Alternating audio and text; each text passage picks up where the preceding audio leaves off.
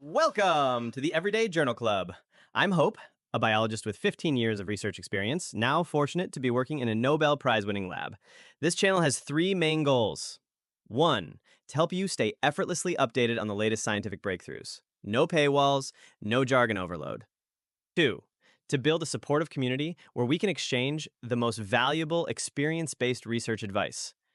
Three, to share valuable strategies and concrete examples on how to achieve meaningful scientific breakthroughs. Once we reach 1,000 subscribers, I'll begin releasing content focused on the third goal. Let's go! Let's make great science together. Welcome to the deep dive. Today, we're getting into something really quite surprising. It's a discovery that might just flip our whole understanding of certain neurodegenerative disorders. Yeah, it's pretty fascinating stuff. For a long time, right, the idea was sort of cells get clogged up, general gunk. Protein aggregation, generally speaking. But what if the real issue, the core problem, isn't just this vague clogging, but actually a really specific breakdown, like a sabotage of the tiny machines that build all the proteins in our body? Exactly. We're talking about something called tRNA processing. Right. And this study connects expanded GGC repeats in DNA directly to toxic polyglycine stuff that jams up this tRNA machinery. It's arguing this isn't some generic protein issue, it's a very specific RNA processing failure. It's a huge shift, really, moving from just seeing the symptom, the aggregates, to understanding the precise molecular damage they cause. So, our mission today is to unpack this. We'll dive into the paper, pull out the key insights, and basically give you the clear story on how these polyglycine clumps mess with tRNA processing and what it means for diseases like fragile X-related tremor ataxia. We know these papers can be dense. Yeah. Lots of jargon, complex experiments. But we're going to cut through that, give you the context, make sure those aha moments really land.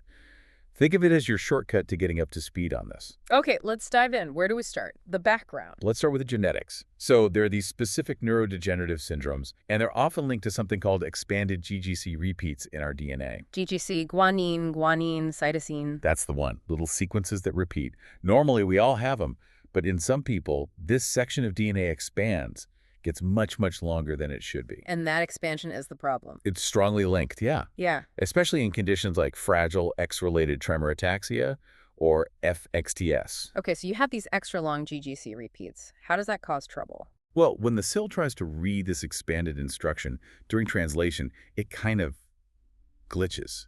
It makes mistakes. Instead of the normal protein. Or sometimes in addition to the normal protein, it churns out these long, sticky chains made almost entirely of one amino acid, glycine.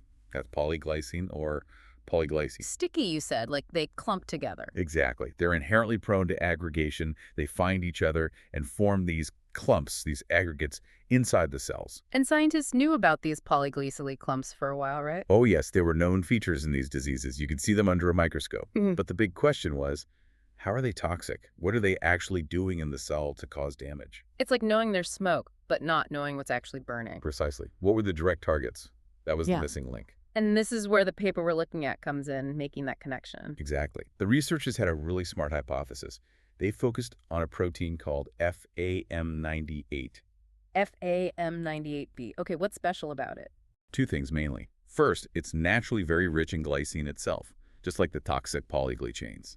Like Atrax-like, potentially. That was the thinking. And second, FA98B is a crucial part, a subunit, of something called the tRNA-ligase complex, or tRNA-LC. tRNA-ligase, that sounds important for tRNA. Absolutely critical. It's part of the machinery that processes tRNA molecules, getting them ready to do their job in protein synthesis. So the hypothesis was maybe the sticky polyGly aggregates grab onto this glycine-rich FAM98B. And not just grab onto it, but pull it into the aggregates, effectively disabling it. And if FAM98B is disabled, then the whole tRNA-ligase complex it belongs to could be compromised, which would directly mess up tRNA processing. That was the proposed mechanistic link they set out to test. Okay, that's a really compelling idea. It connects the known aggregates directly to a fundamental cellular process. And it wasn't just about understanding one disease better.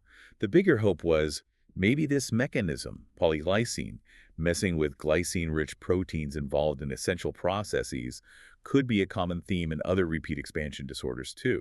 Kind of a unifying principle. Potentially, yeah. And if you find that, you might find new ways to intervene, maybe much earlier. So how did they test this? What were the key experiments? They really threw a suite of advanced techniques at it. First, they zeroed in on FM98B. They used proteomics. That's like cataloging all the proteins in the cell. Basically, yeah, seeing what's there, what it's interacting with. They also used super-resolution microscopy. Getting really detailed pictures inside the cell. Incredible detail. Lets you see tiny structures like these aggregates forming with much more clarity than standard microscopes.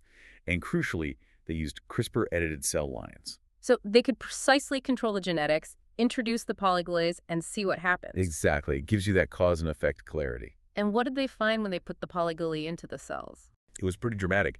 They saw FAM98B rapidly getting pulled into aggregates inside the nucleus, right where the polyGly was clumping. So it wasn't just polyGly clumping on its own. No, it was acting like a seed, pulling FAM98B in with it. And not just FAM98B, it dragged the entire 5-subunit tRNA-ligase complex into these insoluble clumps. Wow. So the whole machine gets taken offline. Essentially, yes. Like a key gear in a machine gets gummed up and jams the entire assembly line.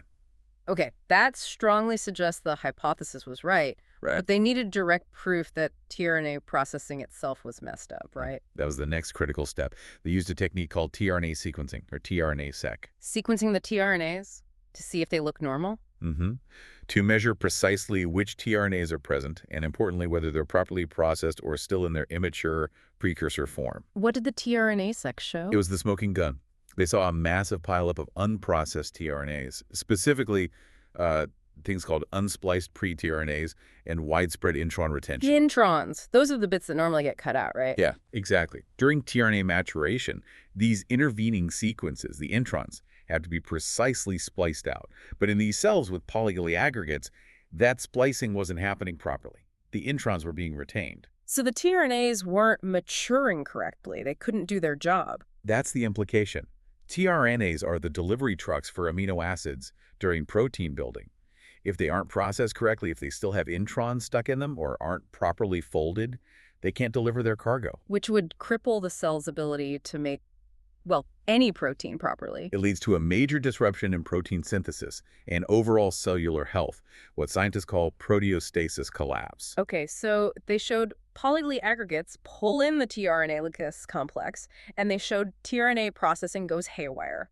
That's a solid connection. A very solid connection. Yeah. But they didn't stop there. They did rescue experiments. Trying to fix the problem.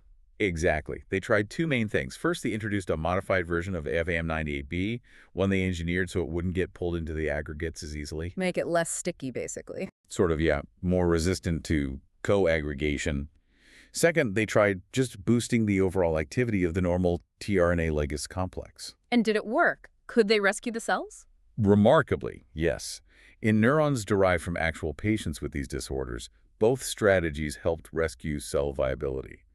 The neurons survived better. That's huge. It confirms the mechanism and it points towards potential therapies. Absolutely. It moves from just understanding the problem to showing, at least in principle, how you might be able to fix it. So let's zoom out. What's the big picture implication here? You said paradigm shift earlier. I think it really is. It takes these diseases, which were often vaguely labeled as proteinopathies, problems with protein aggregation, and reframes them. How so? It says, for this class of disorders linked to polyglycine, the core problem might actually be a specific RNA processing defect, a failure in tRNA maturation. That's much more precise than just protein clumps are bad. And that precision matters because it gives you much clearer targets for therapies. Instead of trying to generally stop all protein aggregation, which is hard, you could design drugs to specifically stabilize the tRNA-ligase complex, maybe? Keep it working even if some polyGly is around? That's one possibility. Or develop specific molecules, maybe peptides, that block polyGly from grabbing FAM98B in the first place, prevent the co-aggregation. Much more targeted approaches. Exactly. Intelligent design based on the specific mechanism. And it also changes how we think about polyglycine itself, doesn't it? It does. These low-complexity glycine stretches were maybe a bit underestimated compared to other repeats like polyglutamine. This shows they aren't just passive clumps. They're active disruptors, actively disabling vital machinery like the tRNA-LC. It highlights their specific pathological role. You also mentioned this was a big collaborative effort. Oh, definitely. This wasn't just one lab. It was a consortium spanning places like Mass General Hospital, Kyoto University, bringing together clinicians who see the patients and basic scientists doing the deep molecular work. Using all those advanced techniques you mentioned. Right. Things like cross-linking mass spectrometry to actually map where the proteins were touching each other in those aggregates, plus sophisticated neuronal cell models. It takes that kind of teamwork to crack complex problems like this. And I saw a note about open science. Yes, Uh, which is fantastic. They put their analysis code up on GitHub right away. so other scientists can see exactly how they analyze the data? Yep. And reuse it, Yeah. build on it. It tackles that frustration you sometimes get where it's hard to replicate or fully understand published results. Making it open like this just speeds everything up. That's great to see. And you mentioned specific people involved. Yeah, teamwork is key, but individual contributions drive it, like Jason Yang, who did a lot of the work on the polyGly constructs and the proteomics, and Yunhan Xu, who handled the complex tRNA-seq and bioinformatics analysis. The data crunching. A huge amount of it, yeah. Yeah. And the senior investigator, Raghu Chivukula, was really central in bridging that gap between the clinical side and the basic mechanism, putting together the whole model. Okay, so wrapping this up, the core message is these polyglycine aggregates, they're not just general gunk. They're specifically targeting and disabling the tRNA processing machinery. That's the crux of it. A specific loss of function in tRNA maturation driven by polyglycine. It fundamentally shifts how we should think about these particular neurodegenerative diseases. It really makes you think, doesn't it, about how these incredibly complex diseases might actually hinge on seemingly, well, almost mundane cellular processes. Absolutely. tRNA processing is fundamental, happening constantly in our cells. We kind of take it for granted. So the provocative thought here is, what other basic essential cellular jobs, things we think we understand, might actually be the weak points targeted in other complex diseases? Right. Where else might the problem lie? Not in some exotic new pathway, but in a disruption of the fundamentals, just waiting for someone to connect the dots. It's a reminder that digging deep into the basic biology, like tRNA maturation, can unlock really profound insights into disease. You find the big answers by understanding the small details. Well said. Keep exploring those fundamentals.